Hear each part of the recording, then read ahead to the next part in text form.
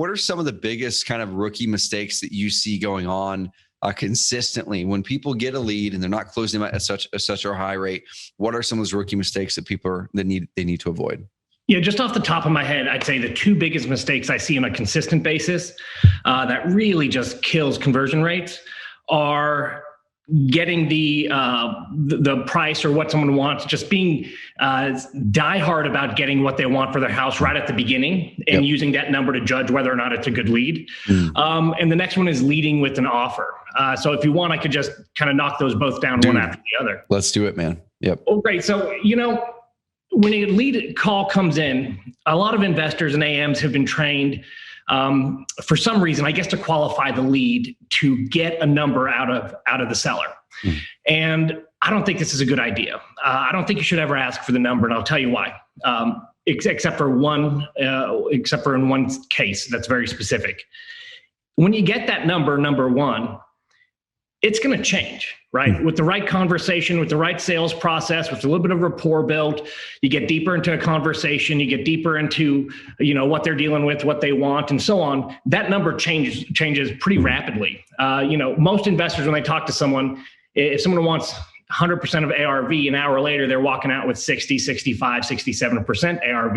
Yeah. So you don't want to use that first number to judge because that number changes. The other reason why you don't want to get a number up front is because mentally, it just crushes salespeople. You start to prejudge. You know, if you are walking in and you're looking at a house that you need to pick up for, let's say, 100K, and the seller tells you, I'm not taking any lower than 250, you kind of already lost the mental game. Yep. You're going to be thinking, you know, there's no way, this is a waste of time. Even if I go on the appointment, I'm just going to kind of check the boxes and, you know, just run through it quickly. And I'm not going to dive too deep into anything or try too hard. Just from that mental aspect, you set yourself up for failure. Now, the one time you would ask, but I don't see this happen a lot. The one time you would ask is if you need that to qualify the lead, just because you're inundated with so many leads, you got to rank them somehow. Gotcha. What's going to be virtual? What's going to be face-to-face? What are we going to run versus not run? And so on. But I don't see a lot of that in the market. I don't see a lot, you know, we work with a lot of clients coast to coast, and not very many tell me just, I've got so many leads, I can't get to them all. If there's a certain number of leads, they usually just hire another acquisition manager and they handle them. The biggest concern I usually hear is we can't hire another acquisition manager because we don't have enough leads and we really want to. Gotcha. So that's the caveat. That's the one time you would. But again, just a quick recap. When you ask it mentally, it puts you in a bad place. You know, it changes your attitude. Your attitude drives your behavior. And then again, that number is going to change. So let's not use it because we know that's not a real number. The second thing I see on a consistent basis would be leading with the offer. You never want to lead with the offer. And this kind of goes into negotiation. I'll tell you why. Two reasons here too. Number one, the first reason is the only reason why a seller is talking to you to begin with is not because you're good looking or have a great personality. You might, but they want that number from you. That's the only reason why you're having a conversation. That's your only leverage, right?